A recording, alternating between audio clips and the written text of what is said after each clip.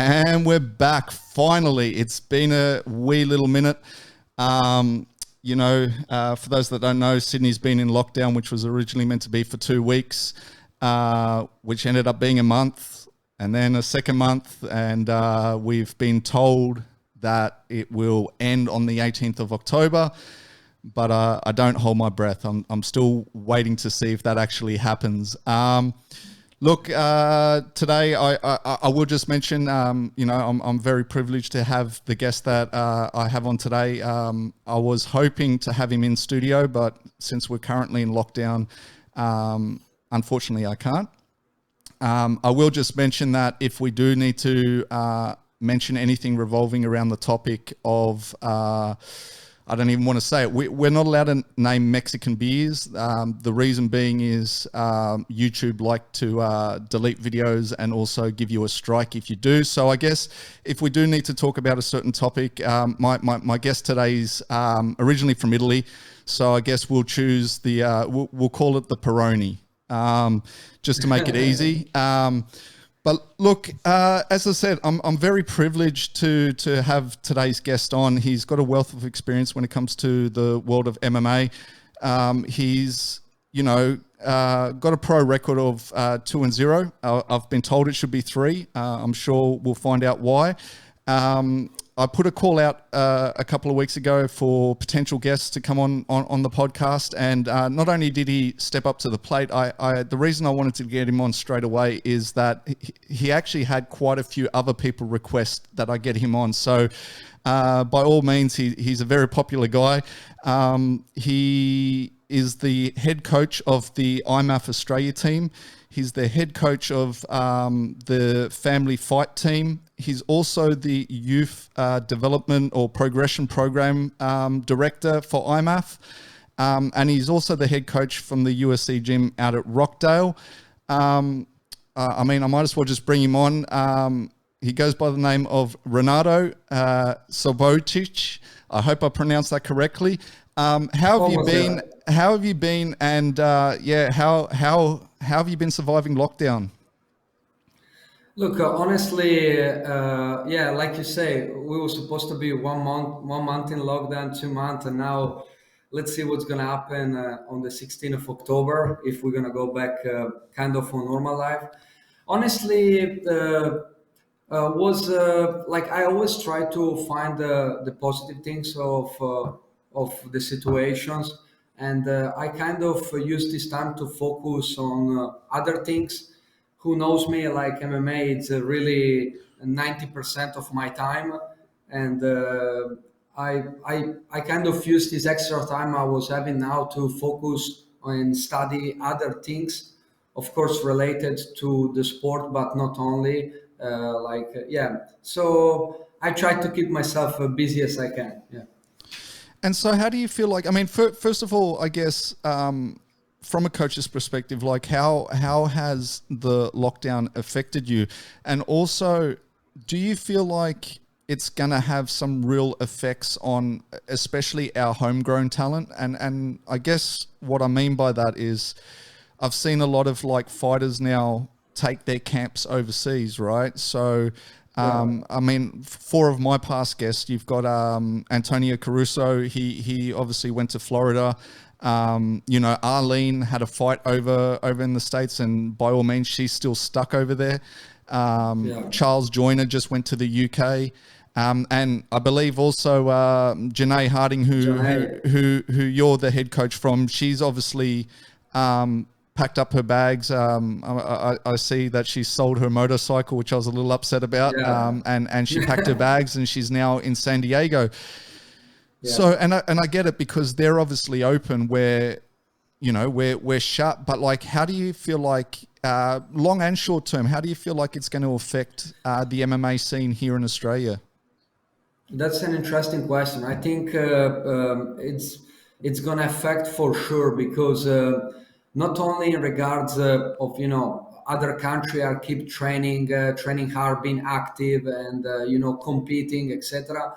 But as well mentally, because the point is we still don't know if we're gonna go back to kind of a normal life on the 16th of October. But probably it's gonna be some restriction, some limitation, and you can training, but you can't have contact. It's gonna be kind of a jungle again, you know. And I feel like this COVID situation have hit globally, and we need to start treating these things like something we have to live with since forever. And yeah, about Janae, we spoke about, and I just recommend her. Look, it doesn't make sense you being here, and you can work some pads, you can do some strength conditioning, but you need to, for MMA, you need to work with people, you need to interact and everything, to keep yourself active, because you never know, can be a call from a short notice for Bellator, and you need to be ready and to go. So yeah, we decided um, uh, to move the camp now in San Diego, in California. And once things go back to normal, she will be here with us with the family fight team, etc. And so, how does that work? Say she gets a call up or a short notice fight. Has she obviously for this time been moved camps, or if she does get a fight, will you be packing your bags and heading over there as well? Yeah, I will always follow my athlete no matter where and no matter what is the circumstance, because I think as a coach, this is the first commitment. Janae is an extremely talented athlete.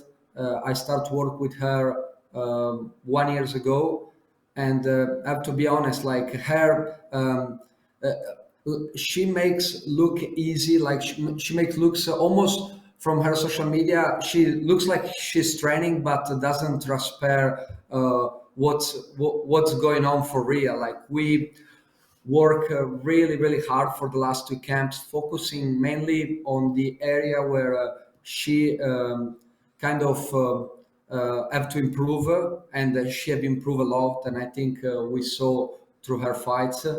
The last fight was a little bit unlucky. Things completely went the way we planned, and I knew her opponent from she was IMMAF World Champion, so I actually was there when she won the IMMAF World title, and I knew her opponent would be pretty good on the cage wrestling. She was a judo black belt, so we prepare the camp and we read the fight completely. Just she get caught from an up kick, and you can training how much you want, but it's not like we have like Monday session dedicated on up kicks and things like that. So it things unfortunately it happened. This is the beauty of MMA; it's unpredictable.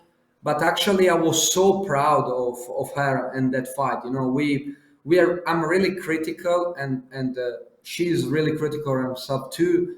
But we straight away went back on track training and find like where we need to improve, because it's always about where we need to improve. And yeah, next time we're gonna be ready for some up kicks too if they come on our way. Yeah. So just talking on that though, how hard is it to like take a loss like that? Because I remember after that fight, you obviously did send me that video, and I believe you've now posted, because at the time you weren't sure if you were allowed to post it with the Bellator footage.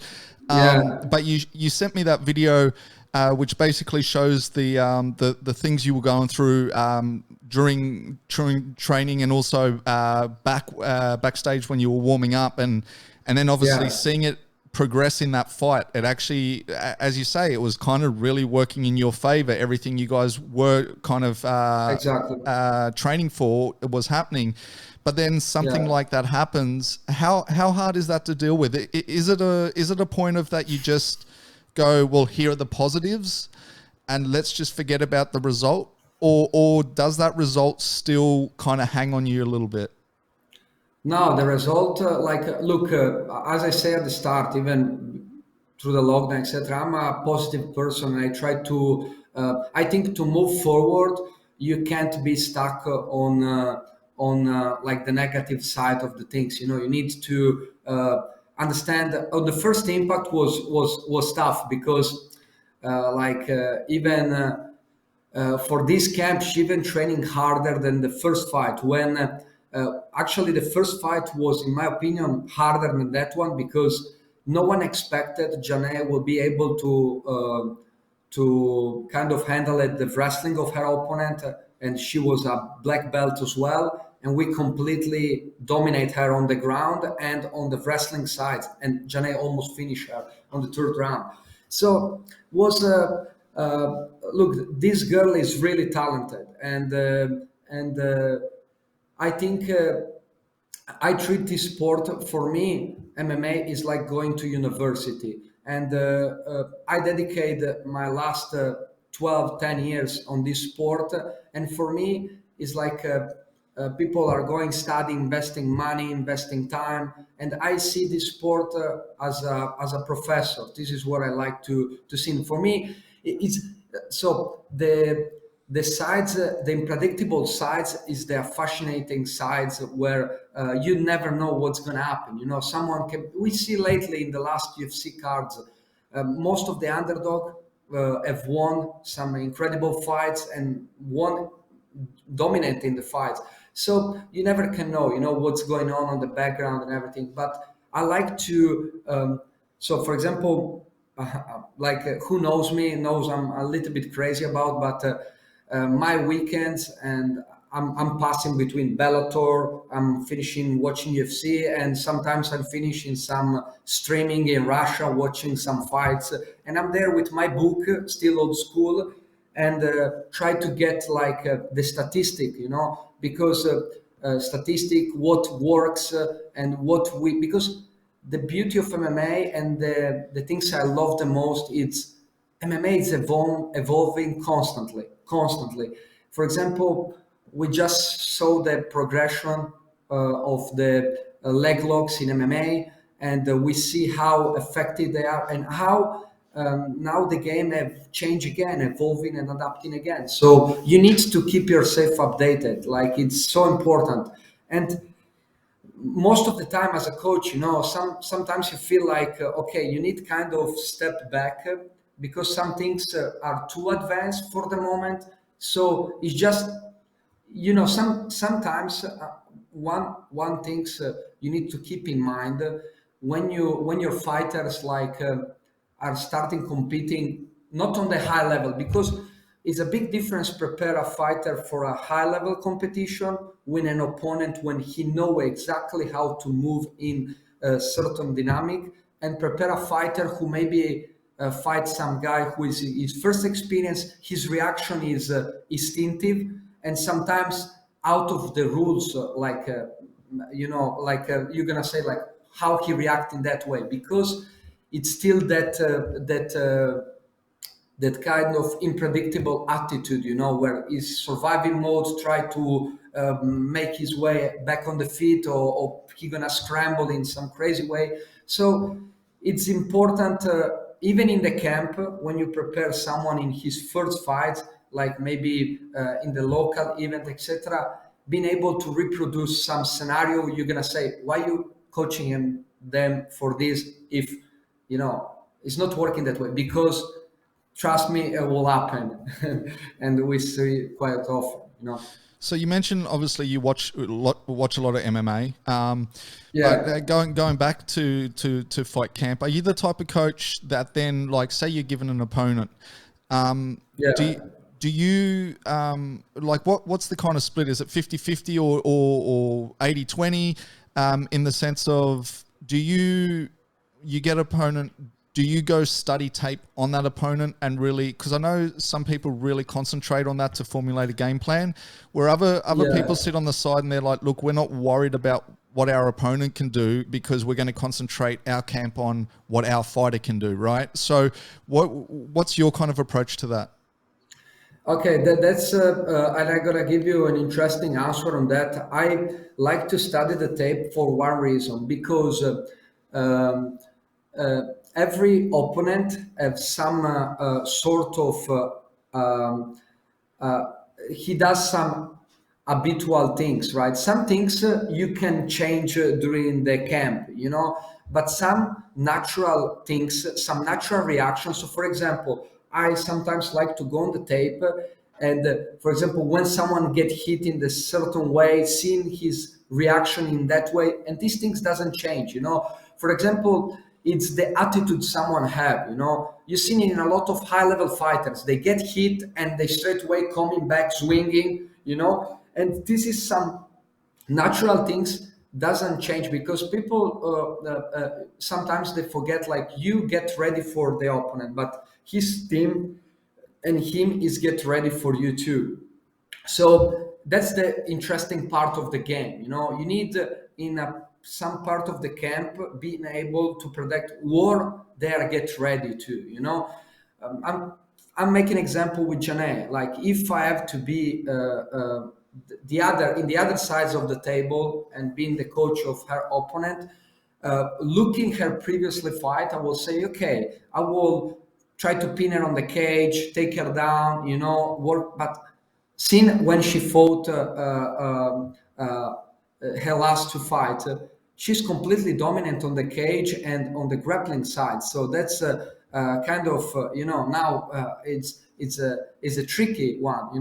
So this is what I think make the difference. So it's so important. So having the tape and having the technology and not use it, this mean you just missing a part.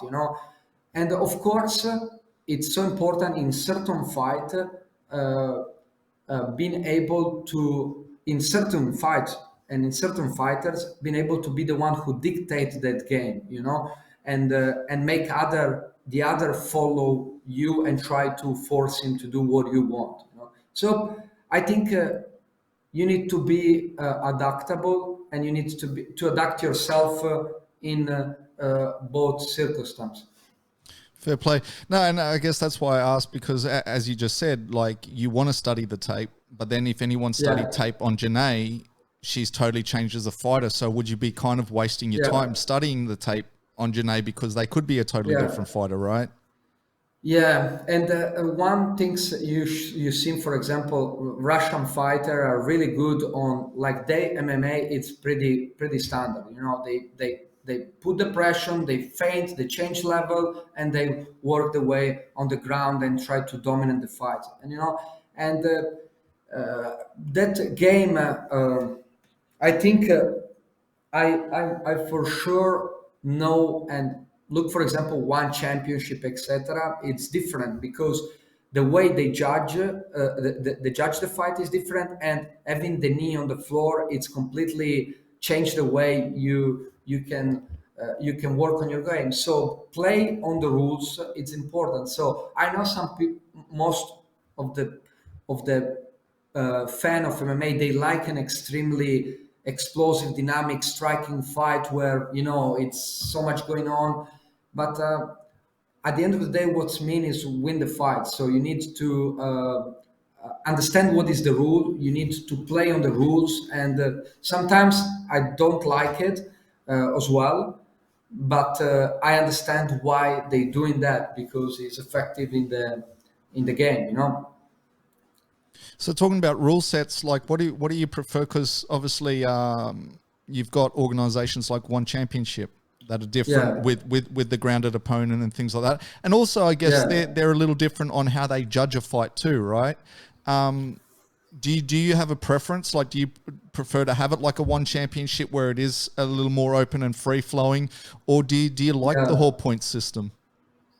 So I think I've thinking about many times about the rules, etc. And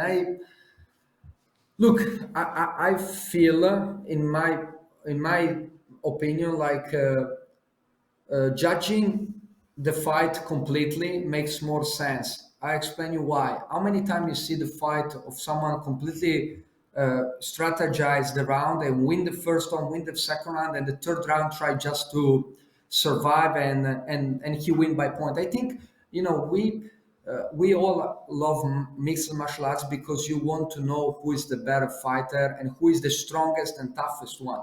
So I think, in my opinion, in the future, having kind of complexive judge of the fight and say, like, the third round, in my opinion, or the 5 round fights should be more relevant than others, because if on the third round, on the fifth round, the fighter who was losing he's almost finished his opponent, or the other one is completely gassed out. That's, you're always gonna have in your mind what will happen if was one more round or another one. So in my perspective, sometimes, but the point is our job as coaches and our job as fighters, adapt yourself on the game. So if the rules are like this, we need to play on the rules, and we need to win round by round. And I always say to my fighters, the submission or the knockout, it's coming if you do the right things and you execute the plan. But your goal is always win by point. So if my goal is, okay, I'm gonna work my striking, I'm gonna use my feint to find the opening, and find my way on the feet, etc. And you do the right things, you're gonna finish him if you're able to. If not, in the worst scenario, you're gonna win on points. So you need to kind of you know have in mind that's the rules, and that's what we need to follow. Talking about having one extra round, do you feel that we should have more 5-round fights? Like, I know obviously the UFC, any main event is a 5-round fight, and any title fight is a 5-round fight, with exception the last Diaz fight, that was just a 5-round fight because it was a Diaz fight. But do you feel like there should, and I know we can't make them all 5-round fights because a 6-hour card would now be 18 hours long, right? So you really can't. But I guess my questioning with it is, I would like to see, I guess, the main and the co-main on all cards be 5-rounders. And my reasoning behind that, obviously, what you said, just one more round would be nice. But I also find that when you've had like a long-standing champion who is used to the 5 rounds, and then you have a title challenger who obviously challenges for the first time, and until that point they've only ever had 3-round fights, all of a sudden, like, all the eggs in the basket are in the champion's hands because he's used to those extra 2 rounds. Would you like to see more 5-round fights? Look, I think, and like this question, I was actually reading an interview of Justin Gaethje. He have a fight with Chandler, and they asked him why his fight is not 5 rounds, and he say, because I get paid the same, but I just get more brain damage doing 5 rounds. I think the problem is in money wise. I think UFC should put, and every promotion should put some extra bonus if you are doing a 5 rounds fight, because the preparation are different. Of course, the damage you get are different. We all know that. So I think that's the main problem. We all want to see an exciting fighter, but it's an important, understand what we even can do to. How many fighters have come out? Look, for example, Robbie Lawler, Ronald McDonald, the fight. They both have done an amazing fight who gonna always stay in our mind, in a history. But both of them, after that fight, was completely different fighters. You get in some points where mentally, and this is why we hear this a lot in our gyms, like MMA is 80% mind game and the mental game. You sometimes get in some points where it's hard to get back. So I like the 5 rounds fight, but I understand why it's not like that common. Like, even say, okay, it's this amazing preliminary fight, should be 5. We watch, but give them some incentive, like say, okay, it's 20K more for 2 extra round. People and fighter will be more keen to do that. Now, once again, and you just brought something up that I hear all the time, and actually a month or 2 back on Clubhouse, there was a massive debate about that 80% mental. Because you hear a lot of athletes, and they do say it's 80% mental. Some even say 90% mental and 20% physical. What is your take on that? Do you think it is really those figures, or do you think it is more sort of 50-50, 60-40? Like, I guess in a sense, as a coach, would you prefer, say someone walks into your gym, would you prefer them to be headstrong with no skill at all? Or would you prefer them to walk into your gym and they're very skillful already, but they're weak in the mind? Look, I think as a coach, you need to be able to adapt your work with a different person who is come across your way. You know, I have some amazing, talented athletes. Like I don't know if you hear, for example, I can look at the moment, like in terms of competitor, I have between amateur and pro a roster of around 30 fighters who compete. So and everyone is different. You have some similarity, people who are more talented, but you need to understand the approach, and you need to understand even the moment when some athlete is getting through, because a 18 years old confident fighter is completely different than a 30 years old fighter who, you know, have been through some things and in life and in sport. So look, I think the percentage it is mentally, and I explain you why, like in my opinion 70-80% mentally, because when you work harder and you know you well deserve and you have done everything in your power to be the better fighter, this is where you feel safe in your mind, and you feel confident.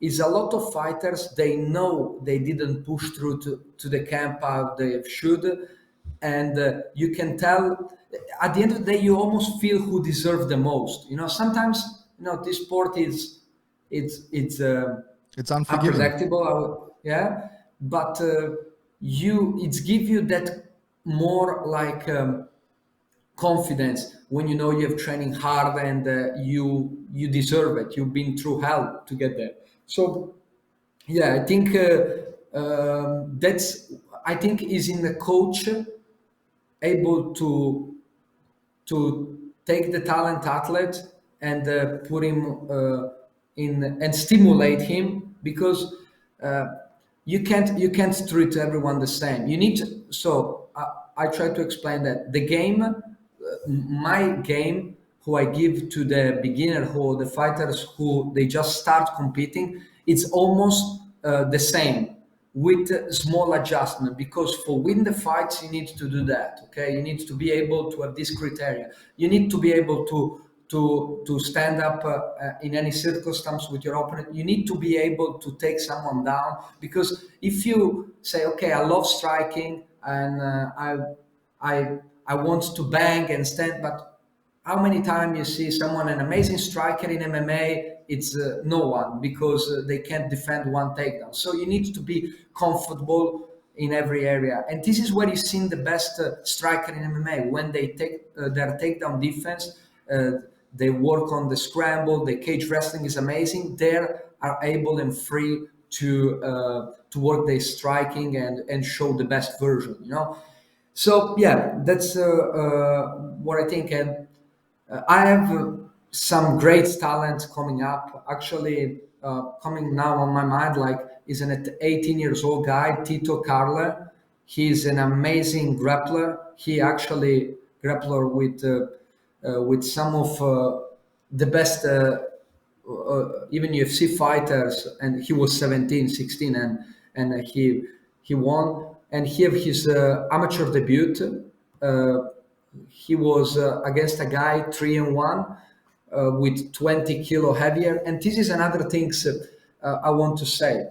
In my opinion, some coaches, because they really care about their student, they try to give them the right fights, you know. And so amateur and pro are different things. It's almost, it's similar sport, but it's like different, you know.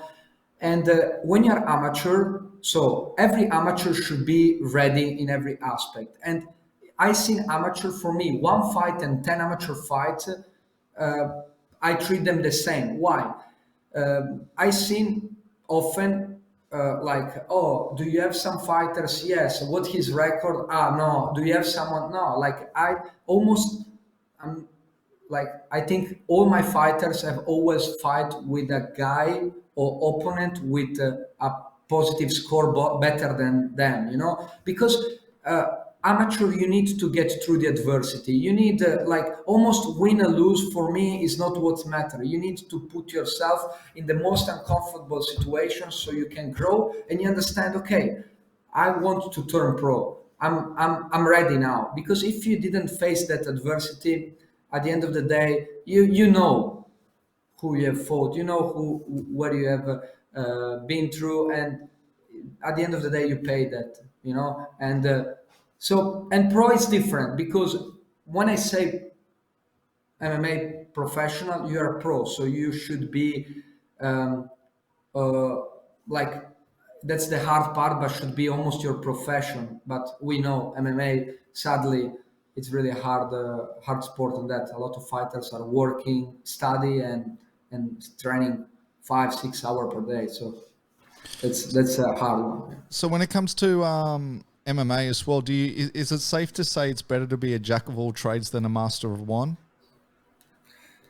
I think, and this is what we are working now with the youth development program is I think MMA now is in a sport himself. Of course, it's an important like the how can I say you have like your background. Okay, if you have your background, this is because wasn't any kind of program to prepare you like. But MMA is in a sport himself. The way like you can be an amazing jiu-jitsu fighter and when you start working with someone who it's ground and pound you, etc., things change completely, and so this is why I think the youth development program will be the revolution in MMA, because bringing kids from 5 years old to 17, it's like 10-year program, and find themselves like, okay, single leg, double leg, and being able to get a dominant position and get this mindset is where you've seen the Russian dominating the game, through Sambo, who is actually an MMA. They already like doing that for 10 years. And it's big difference when you put 10 years practicing one things and maybe he was doing wrestling, jiu-jitsu or striking and try to implement other things. So I think that's the big change, treating MMA as a sport himself.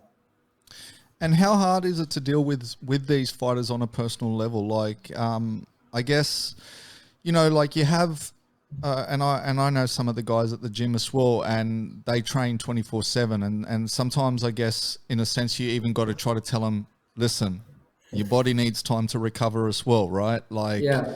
because as I say, I know guys that if they're not at the gym, they're running. If they're not running, they're doing extra work here, and it just keeps going. But then you've on the flip side of that, you have these fighters that you really have to, I guess, push. Like, listen, you need to do a little more. From a coach's perspective, Yeah. which one do you find is harder to deal with? Like, is it harder to tell, I don't even know what to call him, a proactive fighter to slow down, Yeah. or say a lazy fighter to pick it up a little? Which one's harder to deal with?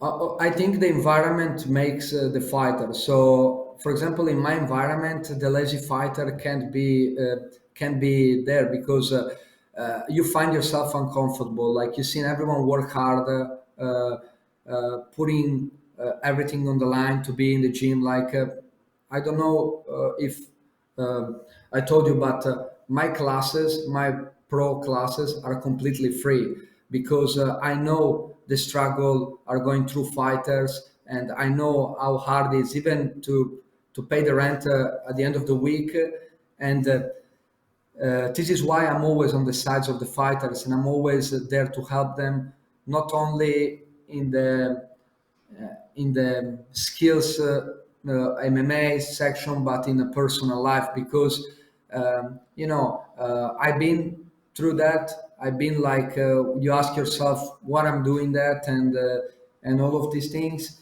So this is why I'm doing that for free because in this way you as well show. I know I can do it because I'm lucky and blessed, and I worked my ass off to be in the position I am. Like nothing was given to me.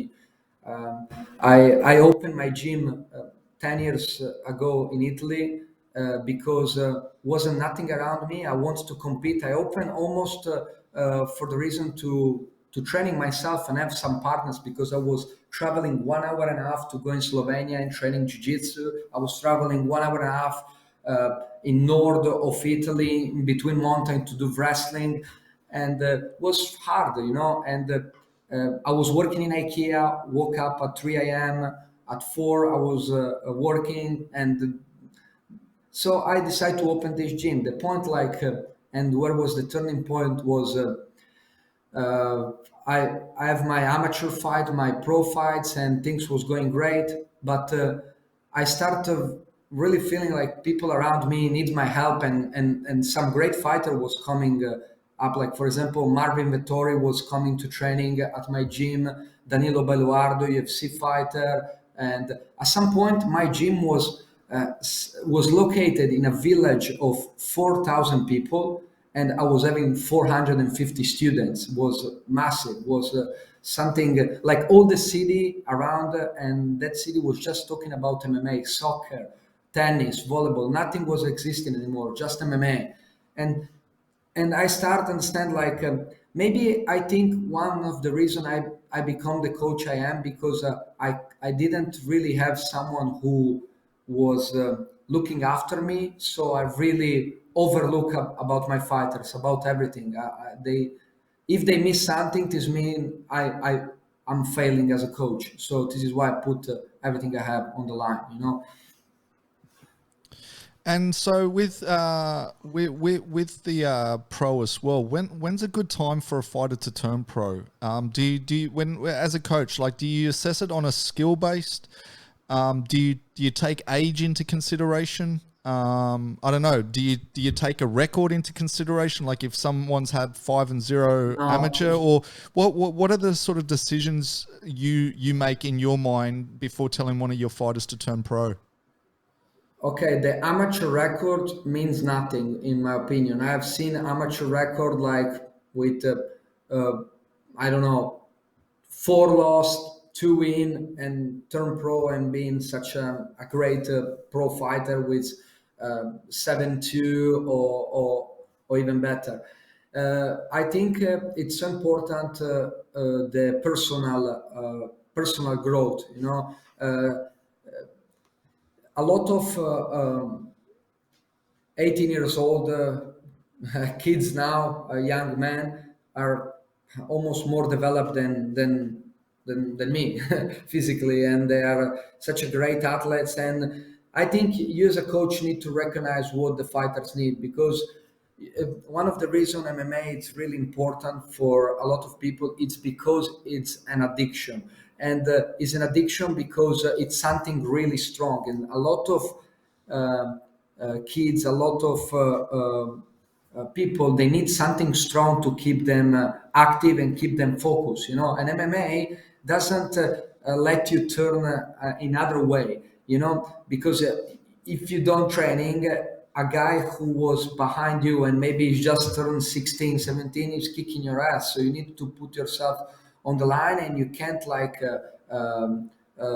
go backwards. You need to keep working. So this is why MMA, in my opinion, is really important. I think Dana White say once on the interview, like putting one room, two people doing baskets, two people doing hockey and soccer, and put in the darkest corner two people who are punching each other, who everyone was gonna look at.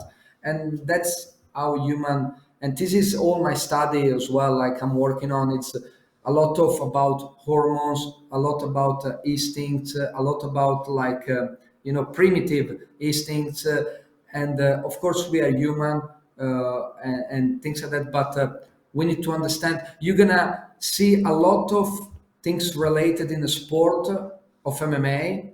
Who, for me, I'm telling you, I'm treating his as professor as a university, the primitive sides. And if you've seen the animal world, you've seen almost like some similarity, because being the dominant one in the fight. I think I was reading that study about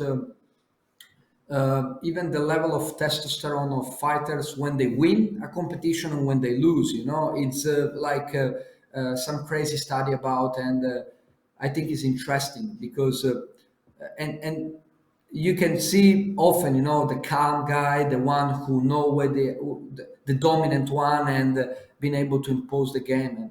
And I think this is why I love this sport, because it's not only about the skills, what you can bring on the table of tournament technique. It's all other aspect need to be look for.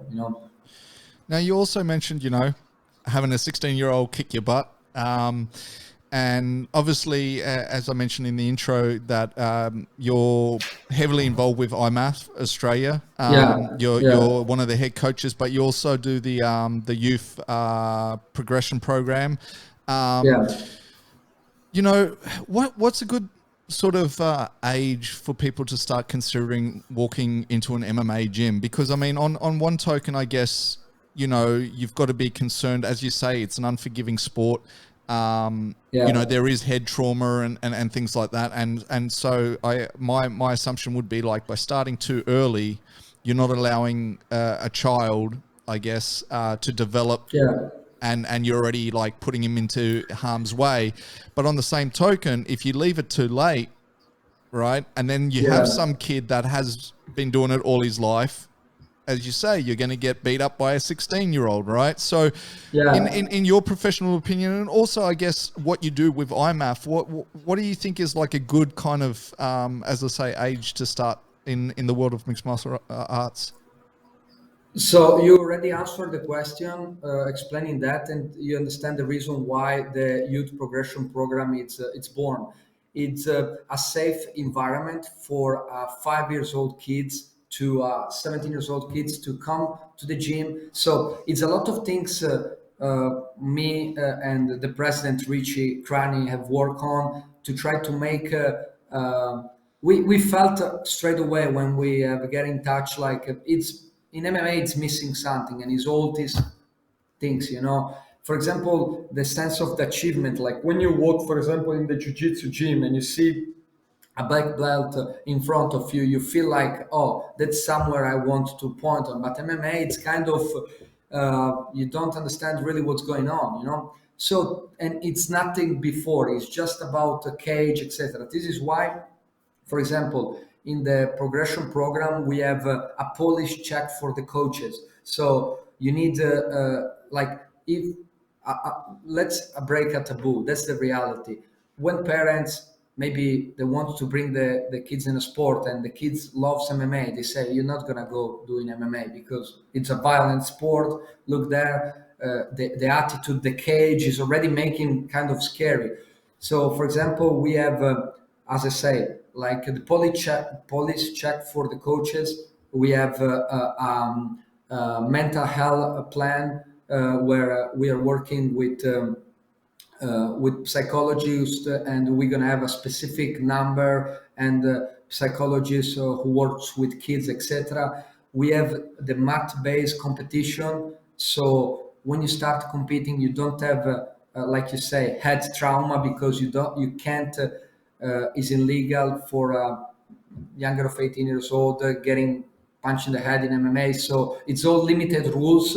So it's gonna be a progression. So once you're getting better and better and better, you can do some sort of submission. You can, and to come to the IMMAF, who's the International MMA Federation, who's working for the Olympic, etc. It's a big process, big topic there. We don't even open this area. It's gonna be too much. But the point is, like, you want your kids to get in the sport safe, progress, and once he come to this famous 16, 17 years old, say, okay, now I'm ready to 18 years old step in the cage and work my way amateur pro, etc. This is gonna make big difference in the future. And, like, even with IMMAF is still relatively new here in Australia. I know Richie Granny, he was a past guest, and it is pretty new. But I also know you were dealing with IMMAF when you were still back in Italy also, right? So Yeah. In your kind of theory, in what space does IMMAF kind of sit? Right, like what is the whole reasoning, I guess, for an organization like IMMAF, and the importance, I guess, in the MMA space? Like it's crucial the importance of IMF because uh, uh, like one thing I'm surprised, like, and I was surprised when I came to Australia, it's seen how I was the one at the start, like I was saying, like I reached to Richie and we start talking about, and Richie is like I think I'm crazy for MMA. Richie is probably crazier than me, and he's really working hard, putting like all his time to make the sport grow in Australia in the best way. And I was surprised. I said like IMAF like was almost not existing in Australia, when in the other country it's for example in Italy, and it's similar. And I think this will happen in Australia. I kind of seen these things in Italy, in Europe before. Like was kind of multiple federation in Italy, but at some point like the only federation the FIGMA was the Federation Italia Grappling MMA have englobed like all the MMA federation and become like the kind of here the federal government uh, uh, like federation. And now you can only compete in Figma because like uh, in terms of insurance, in terms of like safety, all the protocols, medicals, etc., is the only way you can compete. And after pro, it's different. Like it's a private organization who have to relate to the federation. So I was like IMAF is huge everywhere. Just I think Australia now we have achieved an incredible result. Like in the 1 year ago more. I don't know, I don't remember, but we won as a team the Oceania Championship. Of course, was in Gold Coast, so we have kind of we was playing at home, so we can bring a lot of fighters. But one thing I can tell you, Australian athletes are exceptional. Like sport in Australia, it's something like really in the blood. You can see the Olympics now, and you can like one thing I was surprised. Like in Italy, I have to push my athletes so much harder than in Australia. This is why I find it easier here. But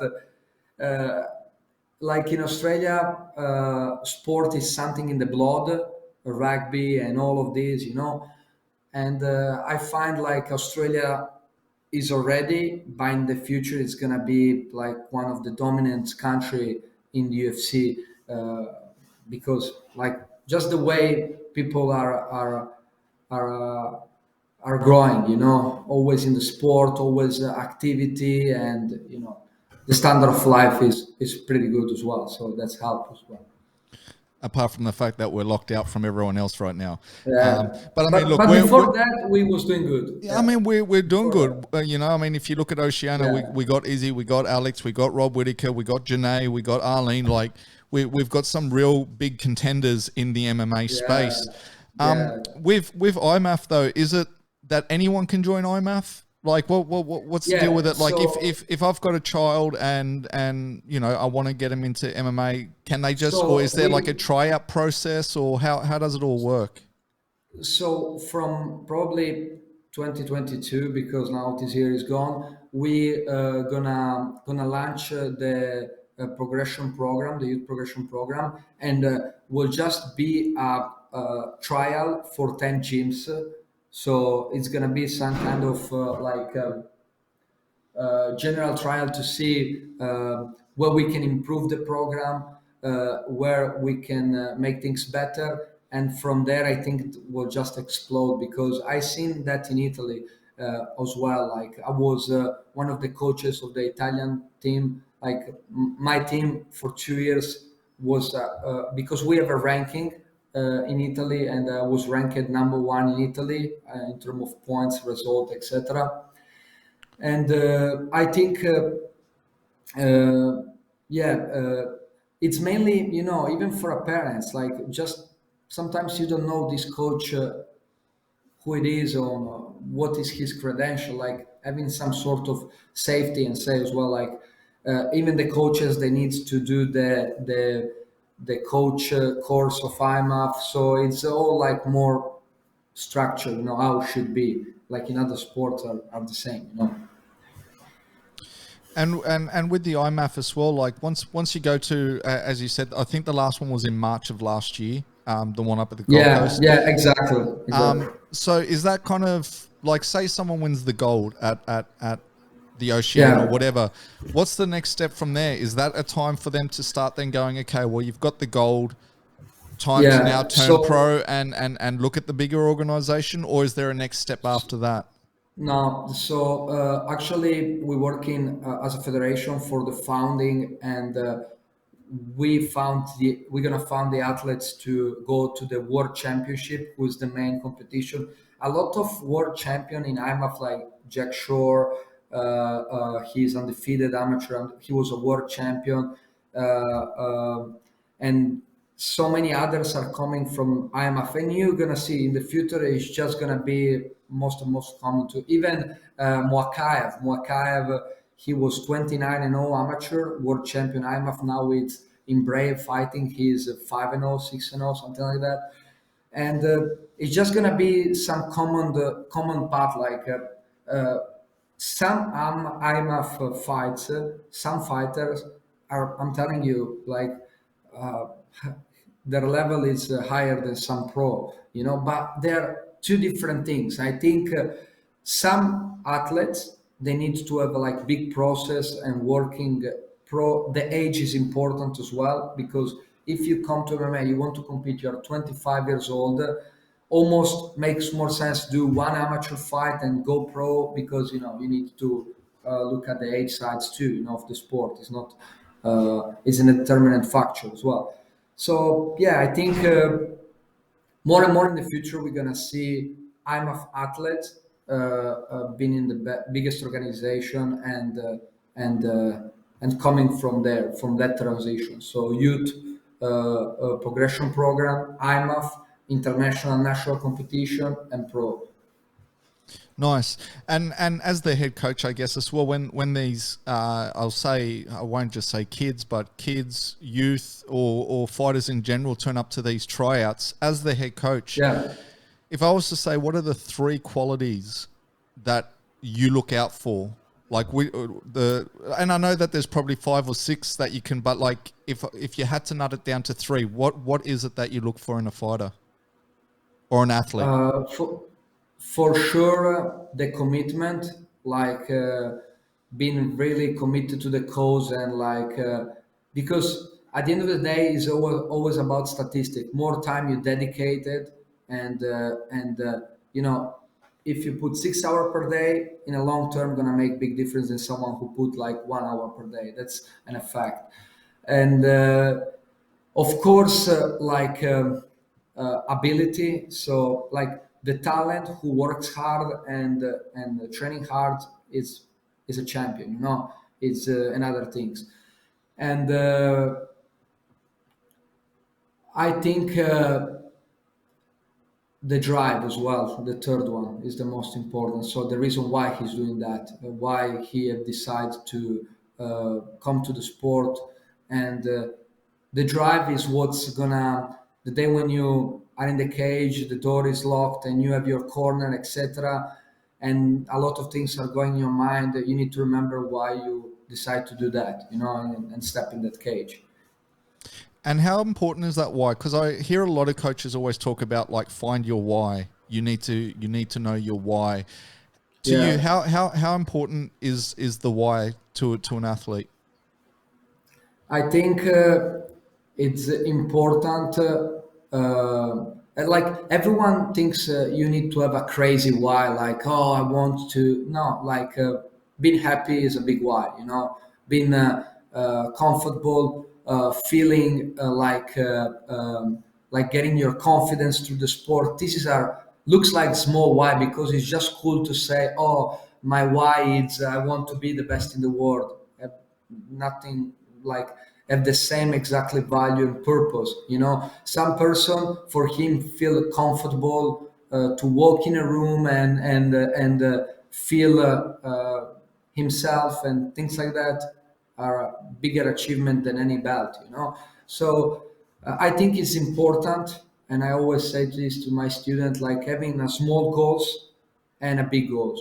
So the small goals is what like motivate you every day, and the big goals is what you're gonna achieve when you get these small goals tick in your book. And I think. It's really important. Sometimes like I'm really I dedicate all myself in this sport. Like we have a small chat before we start our conversation. You told me if we want to talk about even of private things, things like that. And as a coach, I think it's open is important being open and talk about your personal experience, because like when someone have went through some things, he can explain you how to work your way out and things like that. And I think I dedicate all my life on the sport. Like my dad was a martial artist, my brother, I grew up in a family what martial art was like the bread, was what I was destined for. And I was never talented at all. And I think this is one of the reasons I become a good coach, because I have to find the analytic and the technical way to achieve some result where maybe the talent athlete can achieve his way. So I started competing in the traditional karate because it was my dad's sport. But once we turned to the sports karate, Olympic karate, I didn't really like it. And my area in northern Italy, it's really well known for some of the greatest boxer in Italy. It's a really old school traditional boxing, and we have amateur with 200-300 fights, like walking everywhere. It's like something normal. It's like saying soccer in other area of Italy. So I went to a boxing gym, and when I went to a boxing gym, and I really grew up like uh, doing boxing the toughest way, like where you spar almost every session. You ask yourself why I'm doing that, and like was bringing you mentally. Sometimes you say like, really, why I'm doing this, like, and and you understand you need that to keep yourself there, and uh, be attached on the things around you to keep you focused, because this is what we need. We need passion. We need to be surrounded by passion, and that's my biggest, I think, quality is the love for the sport. And yeah, from there i I was lucky to have one of the most famous kickboxing Muay Thai gym, who is the gym of Giorgio Petrosian, who is the one championship champion, and some say the best kickboxer ever. And 16, 17 years old, I was getting my ass whooped through the best kickboxer ever. And still there, I was saying to myself, why I'm doing that. And I was like, feeling was a reason. And yeah, this is where I actually 16, 17, I always was driving like, what's happen if someone kick, what's happen if someone take me down. So I fall in love with jiu-jitsu wrestling, and is actually, even if I'm born as a striker, is where I'm the most like it's my favorite area. It's wrestling and grappling. And from there, like, I was trying to put the piece together, and I just understand like this is not working, like still it's missing a lot. So I packed my bag, I went living in Brazil, and I was training in Novo Nhau and with De La Riva.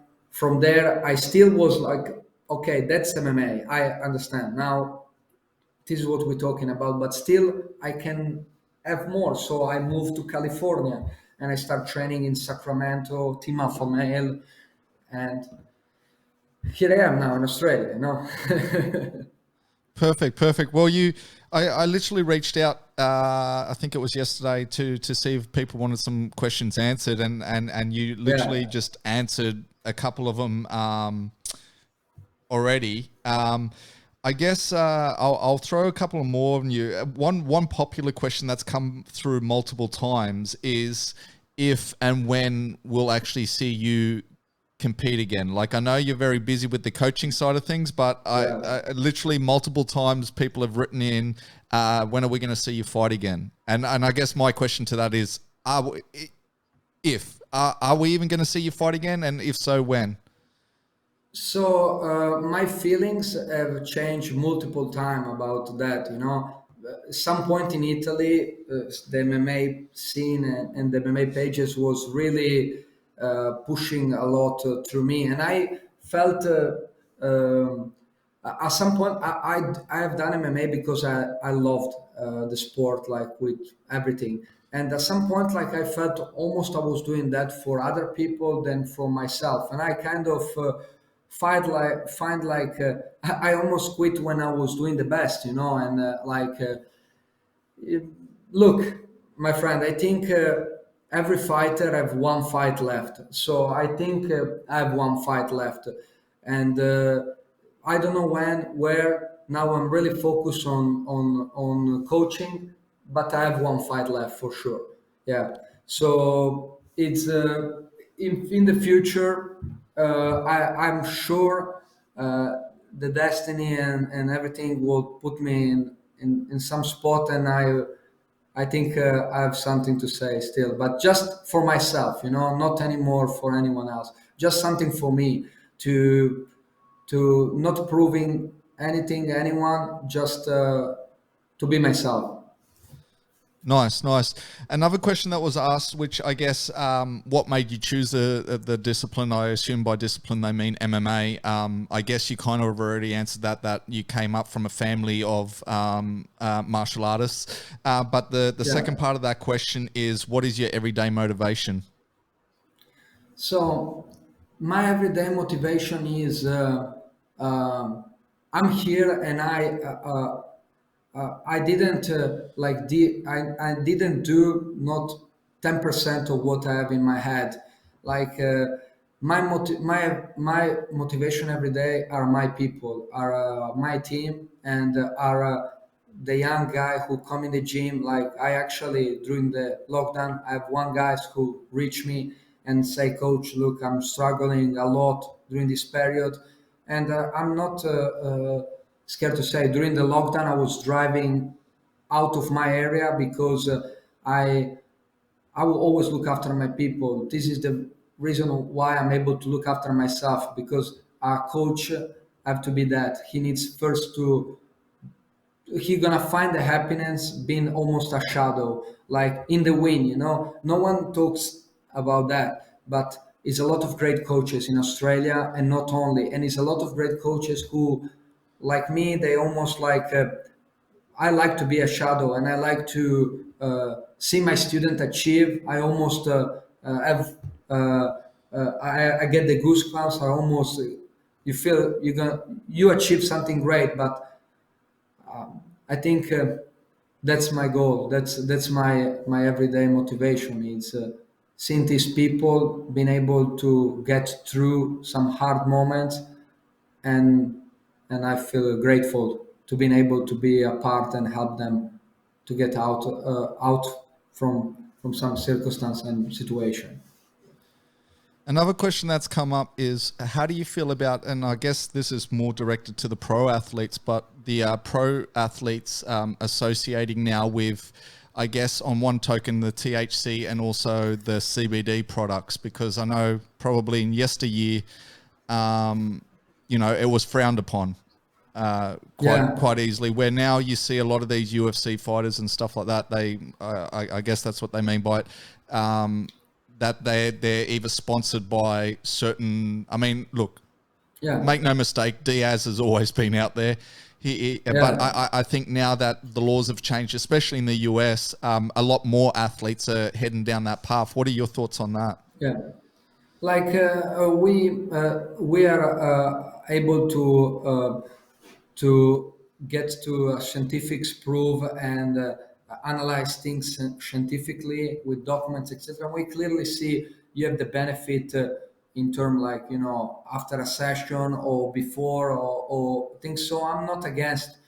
You know, I actually think if something can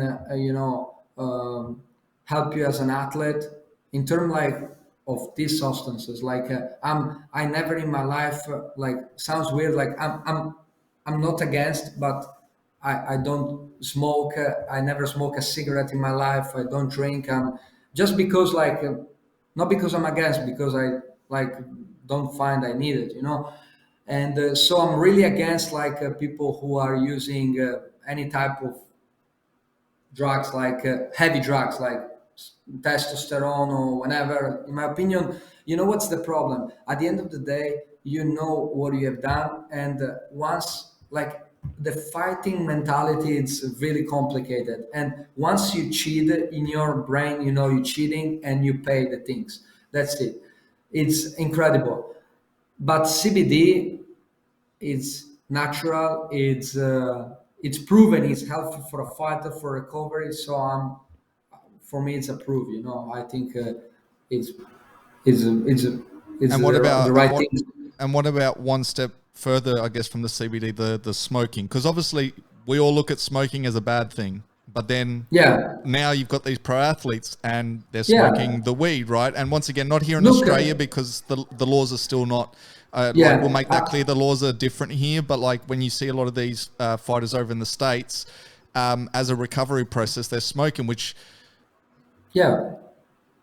Look, I think is nothing bad about is like we still have some topics like to clean out, and I think marijuana is one of them. Like actually, like as I say, I like to look at the studies and see what the scientific things tell me and what they prove me. uh, I think you always need to understand. Like I have athletes who they smoke, no, and but during the camp and during the fight they don't smoke because they don't like the feeling of feel like that. Some athletes they like to go in a sparring session and like feel like more relaxed, etc. In America, I was shocked and surprised when I was in California. And I'm from LA. Was the sparring day and. In front of the gym, like everyone was smoking. I said, "What the hell?" Like, so are we sparring or are we smoking? So I feel like, yeah, it's you need to not ever do what everyone does, just because of yeah, habit, but feel like what is your mind and your body telling you, So if you feel good, go for it.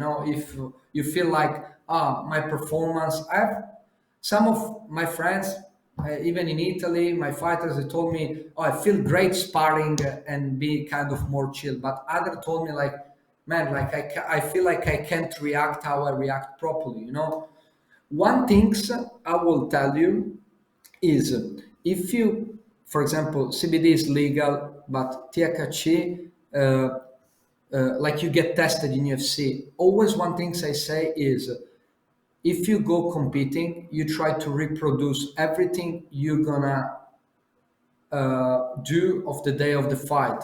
So in that case, because it's illegal and in my opinion it's stupid, but you should always play on that rule we say before, and reproduce every circumstance for the day of the fight and how you're gonna fight, etc.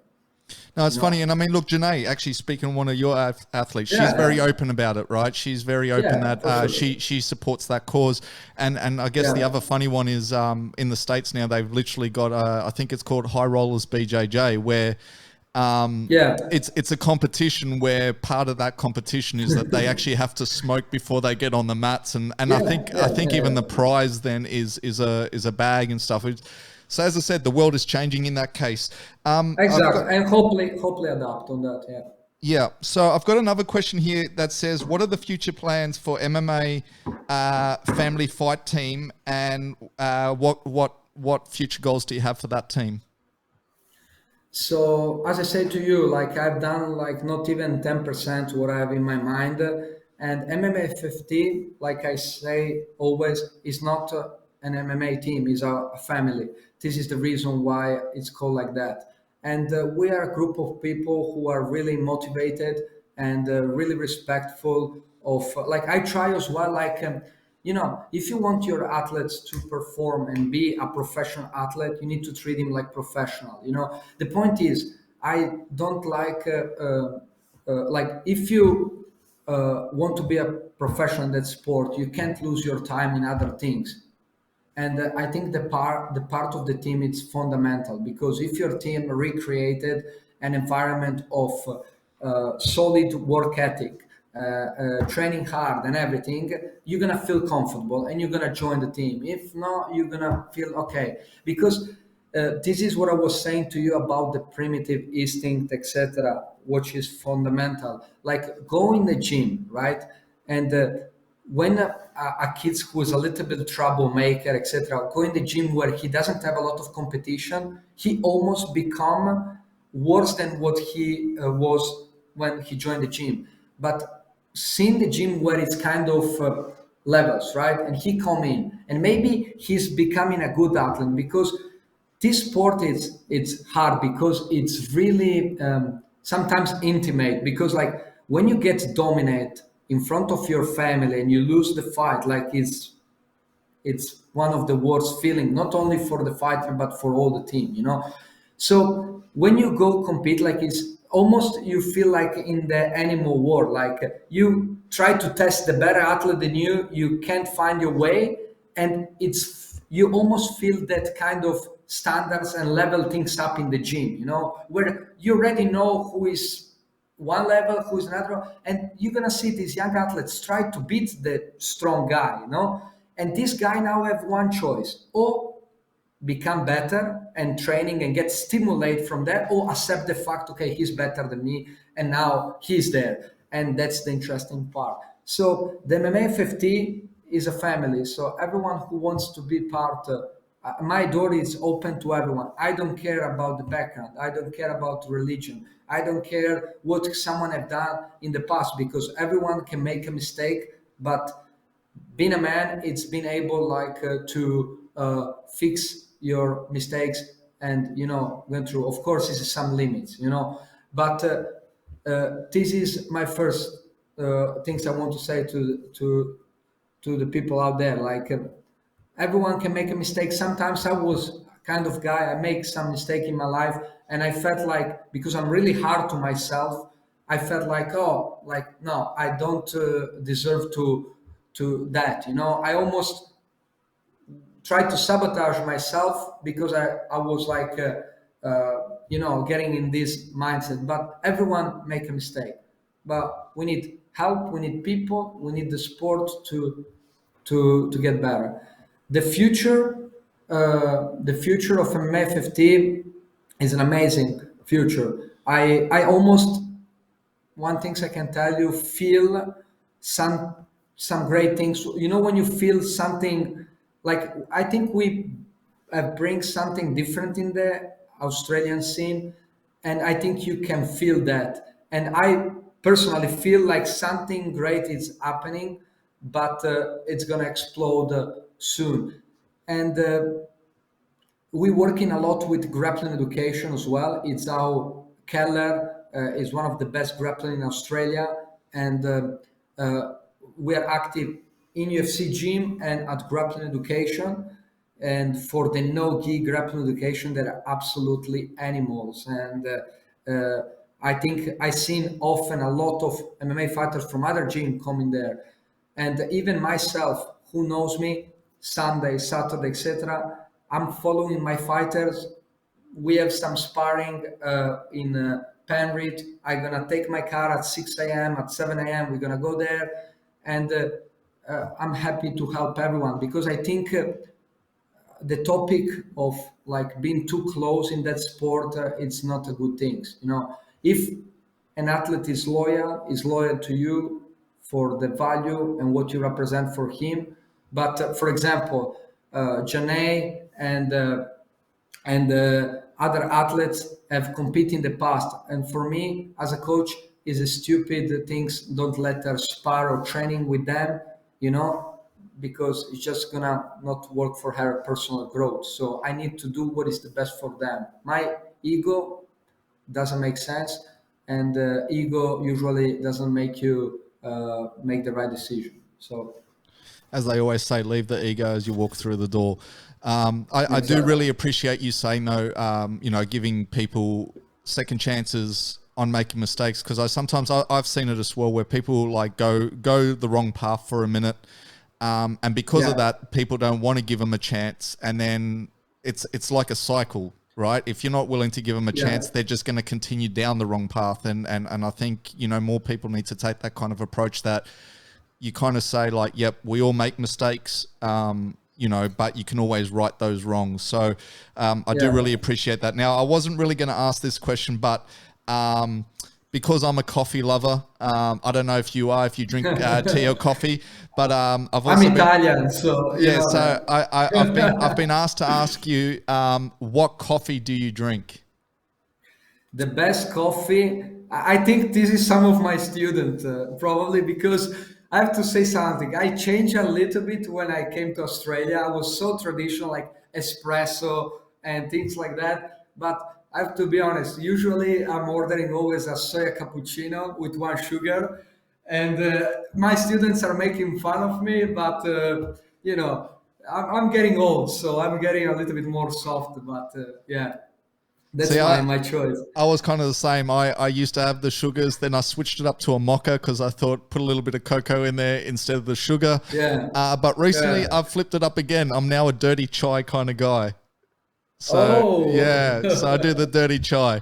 But look, look, I've got a list of things that I still want to talk to you about. But as I said, like we are like over time, and this is perfect for me because it means that I can get you in again, hopefully For sure. after next month, and we can actually sit down and have a proper conversation. I do want to kind of finish it off though. What I normally do, and I haven't done this in a while, is to get, and especially because I know that you do watch MMA, so you definitely have some opinions, but I'd like to just rattle off a couple of fights and get your kind of, your pick on them. So the first one obviously is next weekend. We have Alex Volkanovski defending his title for Brian Ortega. How do you feel that one's going to go? And who do you think do you think it's going to be and new, or do you think and still? And still, for sure, for the reason I've training with Alex, and we are really good friends, and it's such an amazing athlete and person, dad and father. It's just like his mindset in another level. Like everyone see his fight. What I've seen, for example, his last fight, seen when he walks in the cage. He's in his world. That's his cage, is his planet, and still for sure. Perfect. Another fight that's, I think it's on the same card, and they've dubbed it as 17 years in the making, is Nick Diaz versus Robbie Lawler 2. How do you see that one going? Do you think that Nick has And been sitting on the sideline this whole time, or do you think he's been training? How do you feel that fight's going to go down? look, it's always interesting a rematch. We've seen like always lately some upset all the time. You know, seen for example the first rematch, Connor with Poirier. I think with the time fighters completely change, but I think Diaz have this one. Yeah, again. Perfect. And then I guess you're going to stick with your countryman here, but Martin Vittori right now, he's been slated up Yeah, against Paulo Costa. How yeah. do you see that fight? I think Marvin will finish him, and I think his cardio, his motivation, and his growth as an athlete, and not because is it's from my country, but I think as a fan, it's one fight I can't wait to watch. I think it's gonna be explosive. It's gonna be probably they are the two biggest of their weight division. The one who cuts the most. I know Costa is 113 and Marvin is 112. No, sorry, 213 and 212. Marvin out of competition. So I think Marvin will finish him. The guy is just another mindset. Is it's his win. All right, and then I kind of feel like we got a few rematches coming up. Obviously, Thug Rose, Rose Namajunas versus Yeah. Wei Li. They're going the second time around. Do you feel like the first fight was a bit of luck on Rose's side, or do you feel like she's going to be able to do it again? No, no, no. I think she's able to do it again.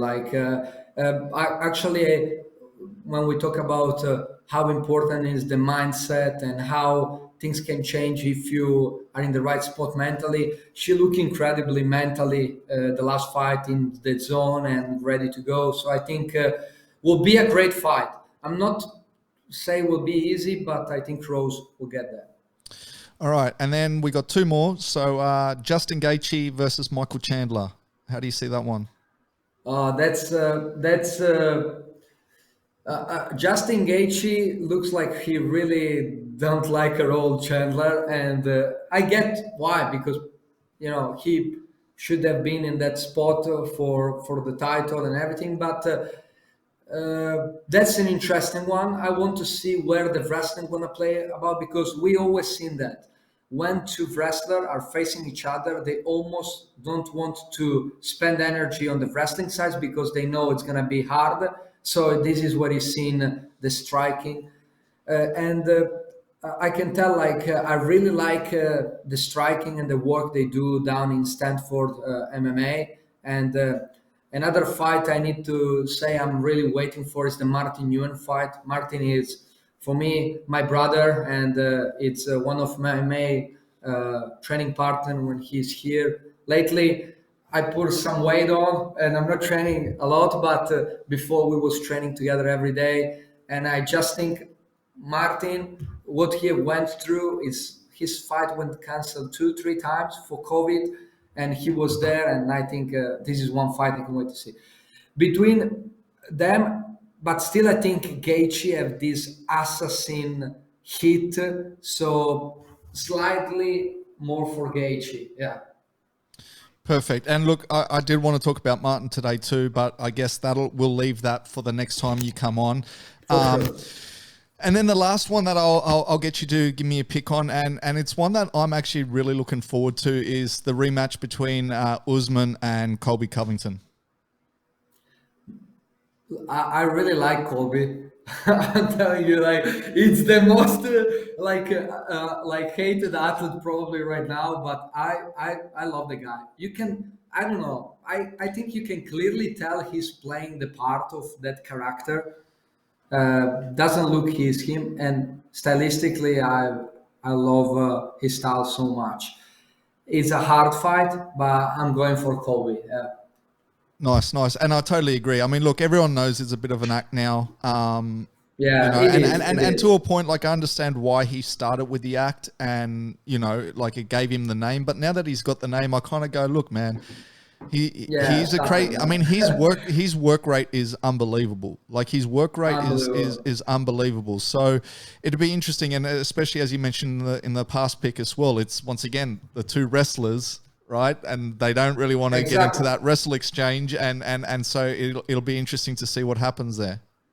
The last fight, they just stand on the feet and bang. So probably, I think I think it's gonna be interesting. But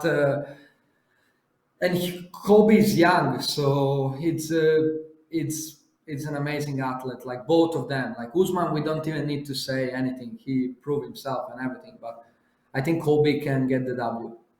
Well, yeah, I mean, a couple more wins for Usman, he could maybe knock off GSP as being the greatest in that division, right? So it's Probably, like he's probably. very close to that. So you definitely can't have anything bad. Yeah. But look, on that note, man, we'll definitely wrap it up now. For people that obviously want to reach out to you, whether it's to learn more about IMMAF, whether it's to learn more about your family fight team, what's kind of the best way for people to reach out to you? So they can reach me at look at my Instagram page, Renato Subotic, or at my fighting team page, IMMA And I just want to say, not only for the people of my team, but for everyone who is listening to your podcast and our interview, and mainly for the young athletes, my door is always open.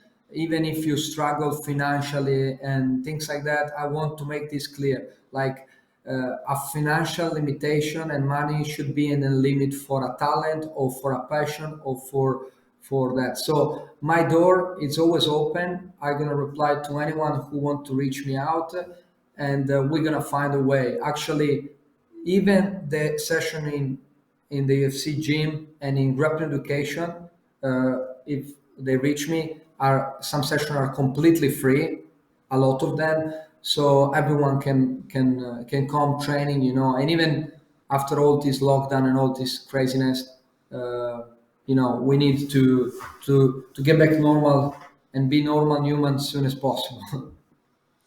Well, on that note, we'll give it a finish. I can't thank you enough. This lockdown has, I guess, driven everyone a little crazy. I mean, I don't know if you can see too badly now. I'm glad I'm wearing a hat because I think everyone is really waiting for the hairdressers to open again as well. But look, I did myself. Yeah. Well, I'm not that talented.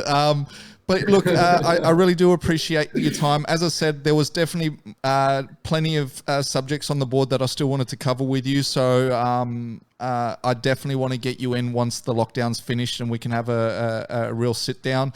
Thank you again. I hope to hear some fight news soon, whether it is from Janae or yourself or whatever. But yeah, we'll talk again soon. And until then, take it easy. I'm a one. I'm a